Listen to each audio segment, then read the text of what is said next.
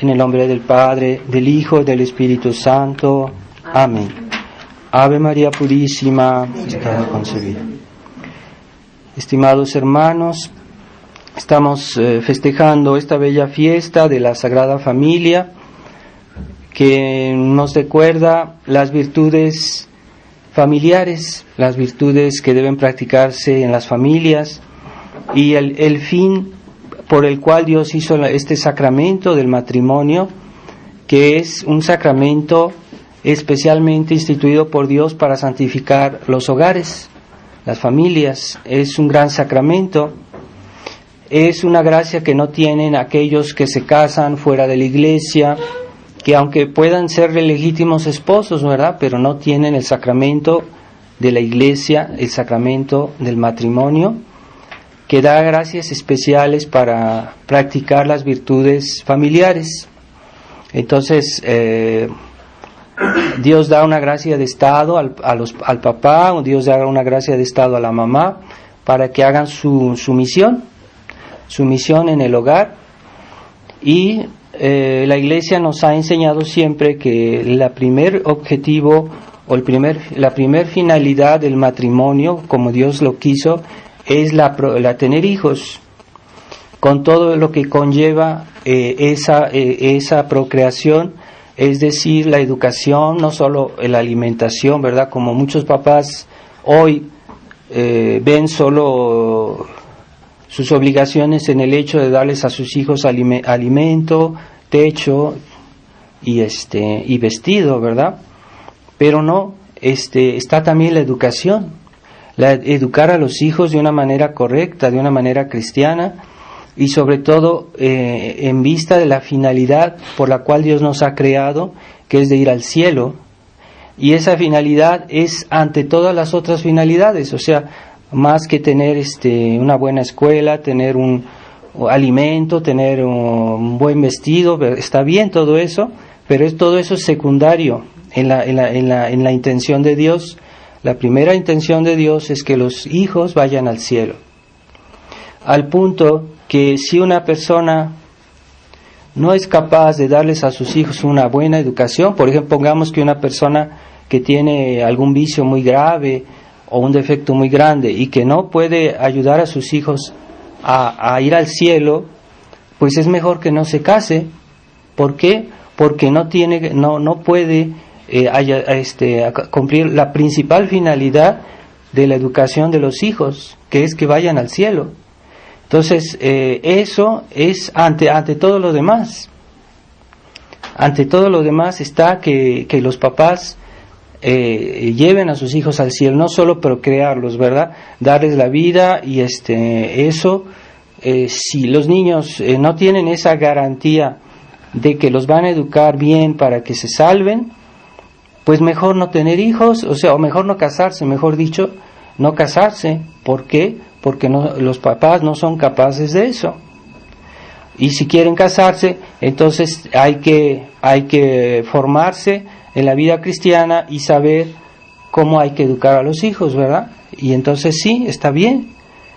Entonces, hoy en la Iglesia moderna se han tomado nuevas disposiciones y parece decirse que se pone como finalidad, se pone la finalidad del matrimonio y se pone en primer lugar el amor entre los esposos, que es el segundo fin del matrimonio, y que según la Iglesia siempre lo ha enseñado así, ¿verdad? Que el primer fin, los hijos, y el segundo fin es el amor entre los esposos. Entonces, ese amor entre los esposos está al servicio de los hijos, está al servicio de los niños. Entonces, hoy en la Iglesia moderna se parece decir lo contrario, porque ha habido declaraciones oficiales en las que se pone así, se dice el fin del matrimonio es el amor entre los esposos, el amor mutuo, y en segundo lugar, y ponen en segundo lugar la procreación y la educación de los hijos, y eso es un error. Es un error porque si es así, se justifica el divorcio, se justifica muchos abusos que sacrifican a los hijos, porque las consecuencias del divorcio son siempre en los hijos, en la mala educación de los hijos, en el abandono de los hijos y en todas las consecuencias que puede tener que un hijo pues no tenga a su papá en su casa o que no tenga a su mamá en su casa, ¿verdad? Un defecto en la educación, hasta un defecto afectivo, ¿verdad? Muchos niños hoy tienen problemas y generalmente son de familias de divorciados, de familias divididas, de familias que incluso, por ejemplo, uno de los papás no es católico o cosas de ese tipo, ¿verdad? Entonces, la estabilidad entre los esposos es muy importante para que los hijos crezcan de una manera equilibrada, no solo humanamente, sino también espiritualmente, y que esos niños, siendo adultos, sean personas equilibradas y que esos sean gente de bien y que tengan todo lo necesario para que salven sus almas. Entonces ese es el orden que Dios hizo cuando Él pensó, porque Dios es el autor y es el que creó el matrimonio, que creó esa vida familiar. Él es el que la concibió, que la hizo. Entonces hay que ver qué es lo que Dios quiso hacer cuando Él quiso hacer aquello, ¿verdad? Entonces hoy, desgraciadamente, hay mucha inconsciencia, muchas personas que se casan, pero por el simple hecho, no sé, de vivir bien, de divertirse, de no sé qué. Está bien, digamos, el matrimonio Dios lo quiso, pero hay que ver por qué lo quiso y con qué fin. Entonces, cuando hagamos algo, pues debemos saber por qué lo hacemos, y si no, ¿qué vamos a hacer? ¿O cometer un error? Entonces siempre hay que ver todas las cosas, la finalidad de por qué existe y para qué existe y cómo debe hacerse aquella cosa, para que no estemos perdiendo el tiempo en esta vida, ¿verdad? Entonces vemos aquí en el Evangelio que nuestro Señor, siendo niño, pues estuvo en Jerusalén, y vemos la obediencia del niño Jesús, porque siendo Dios, Él no estaba obligado a obedecer, estrictamente hablando, pero como Él quiso hacerse hombre por la Virgen María y bajo la tutela de San José, entonces Él aceptó la ley que Él mismo había hecho, la ley de la familia. Entonces ese niño era obediente, y como dice el Evangelio, y en ese momento que se perdió 3 días, que pudiera parecer una desobediencia, pues no lo fue, porque Él ya comenzó a instruir a los sacerdotes, y por aquella misión que su Padre eterno, realmente Dios Padre, le había confiado, que en este mundo, para que los hombres se salvaran, de venir a instruirnos. Entonces ya comenzó su primera obediencia, que era la de obedecer a su Padre celestial. Y en segundo lugar, ya que nuestro Señor les respondió a San José, a la Virgen María, pues no tengo que ocuparme yo de las cosas de mi Padre. Ya después el Evangelio dice que nuestro Señor bajó con ellos a Nazaret y les estaba sujeto, es decir, era un niño obediente, un niño que ayudaba en la casa, que estaba siempre obediente. Entonces el niño Jesús dejó ese ejemplo, que es el ejemplo de la virtud de los niños. Los niños se santifican obedeciendo todo lo que es bueno, y que todo lo que el buen ejemplo de sus papás. Entonces, y no era un niño ni desobediente ni altanero, porque cuando estaba con los doctores, que dice el Evangelio, cuando lo encontraron San José y la Virgen María, él no estaba enseñándoles de una manera altanera, sino les enseñaba de una manera muy discreta. Dice el Evangelio que estaba en medio de ellos, oyéndolos y preguntándoles. O sea que en sus preguntas les sugería cosas muy importantes, y él los estaba oyendo porque él era un niño, y los doctores de la ley, los sacerdotes, pues estaban en una función de enseñanza, teniendo autoridad. Entonces él no se puso a decirles, ustedes deben pensar esto, deben hacer esto, porque yo soy Dios, ¿no? No, él les decía, les hacía preguntas y esperaba que ellos encontraran, les sugería unas verdades, ¿verdad? Pero de una manera respetuosa.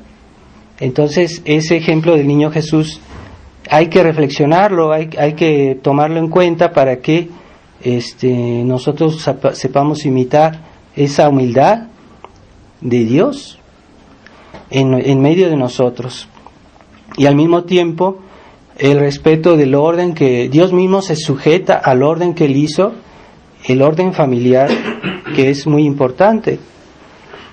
Entonces, ¿cuáles son las virtudes? Esas son las virtudes de los niños, ¿verdad? Ante todo, la obediencia y la disponibilidad a hacer la voluntad de Dios. Y de los padres, pues es esa armonía entre San José y la Virgen, pues no se pone en duda, ¿verdad? Esa bondad que había entre la Santísima Virgen y San José, que nos dejaron ese ejemplo de virtudes familiares, de armonía, de caridad, como dice la epístola.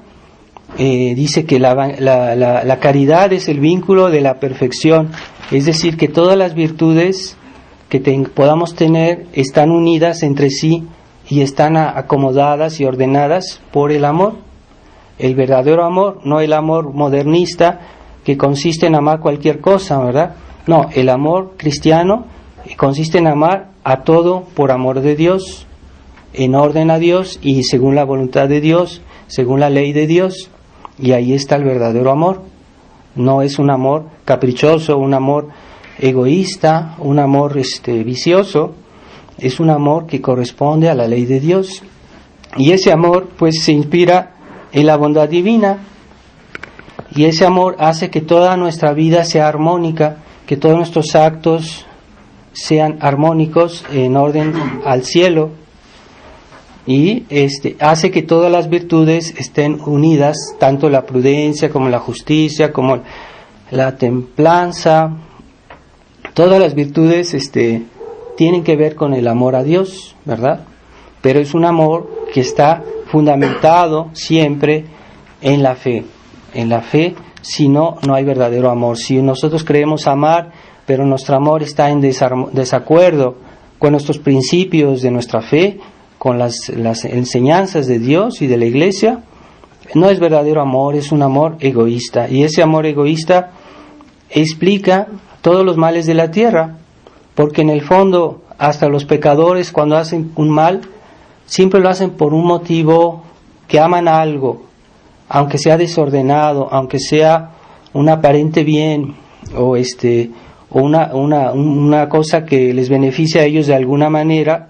Entonces es por un cierto amor a algo, ¿verdad? Todo pecado es por un amor desordenado. Entonces pidámosle a Dios que nos dé siempre el sentido, el verdadero amor que se fundamenta en Dios, en su ley, en su enseñanza, en su fe, y entonces sabremos amar como Dios ama, y ahí habrá la armonía, porque el fruto de la armonía entre los hombres es el orden del apego, el respeto a la voluntad de Dios, a la ley de Dios, y cuando todos respetamos la ley de Dios, el fruto de ese respeto no puede ser otro que la armonía entre nosotros, y que haya caridad entre los hombres, que haya aquella persona que ama a Dios respeta a su prójimo casi de una manera espontánea, lo hace con gusto y lo hace bien. Entonces pidámosle a Dios que nos dé el sentido del verdadero amor, no el amor mundano, no el amor materialista, naturalista, como hoy se nos enseña en el mundo, ¿verdad? Ese amor del cual se habla mucho, hasta el Papa Francisco habla del amor, pero ¿cuál amor? Si no está fundamentado en Dios, ni está fundamentado en la fe. Entonces acaba de salir un video escandaloso en un sitio del Vaticano, en el cual el Papa Francisco instiga al amor entre todas las religiones, y hasta ponen los símbolos de todas las religiones, y y todos ellos dicen que aman y que aman, pero ¿qué aman? ¿Cómo se puede amar a Dios si no se cree en Él? ¿Cómo se puede amar entre los hombres si no tenemos el mismo motivo de amar? Entonces hay varios tipos de amor. El auténtico, el verdadero, es el amor a Dios. Ese es el verdadero amor. Y de ese amor sigue como consecuencia lógica, es el amor entre los hombres. Pero no hay amor verdadero si no está inspirado en Dios y en su fe. Entonces, tratemos de pedirle a Dios que nos dé ese espíritu cristiano, ¿verdad? Que está, se dice que San Juan Evangelista, él vivió muchos años, fue el apóstol que murió al último de todos, y ya cuando era muy anciano, ya no predicaba, pero cada vez que lo llevaban sus discípulos a la iglesia o a algunos lugares, lo único que les decía: amaos los unos entre los otros, amaos hermanos entre ustedes. Y entonces un momento ya estaban un poco fastidiados de oírlo siempre decir lo mismo, y le dijeron: ¿por qué siempre nos dice lo mismo? Y él dijo: pues esto es porque es una enseñanza de Dios, y si lo hacemos es suficiente, ¿verdad? Como diciendo, es lo más importante, ¿no? Por eso él insistía tanto en el amor, pero en el amor cristiano, no en el amor ecuménico, el amor mundano, que nos puede a veces engañar cuando oímos o vemos cosas de este mundo que a veces hablan de amor, pero no es un amor cristiano, es el que cuenta, es el que vale, el verdadero. Entonces vamos a pedirle a Dios en esta misa, vamos a pedirle tanto a Jesús como a la María, como a San José, que susciten buenas familias, porque las familias son la célula de la sociedad.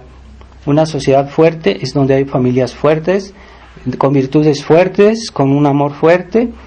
Entonces una sociedad próspera, una sociedad verdaderamente cristiana, es la que está fundamentada en familias que son verdaderamente cristianas. Vamos a pedirle a Dios que vuelva a renacer esas familias cristianas católicas como las había antes, con virtudes fuertes y también con una buena formación cristiana, porque hoy no basta tener buena voluntad, hay que también formarse y formar a los hijos con buenas lecturas y evitar los malos espectáculos que destruyen la vida familiar, las virtudes cristianas, y que aunque no sean explícitamente malos, debilitan el espíritu cristiano, nos hacen mundanos, aunque no sean cosas muy graves, que a veces nos parece que no son cosas graves, pero tienen un espíritu mundano que nos quita el gusto de la oración, el gusto de la presencia de Dios, y que nos debilitan en la vida cristiana. Vamos a pedirle a Dios que nos dé a todos ese gusto de la oración y del amor a Dios y de la frecuentación de los sacramentos que santifican el individuo y la familia. Ave María Purísima, en nombre del Padre, y del Hijo, y del Espíritu Santo. Amén.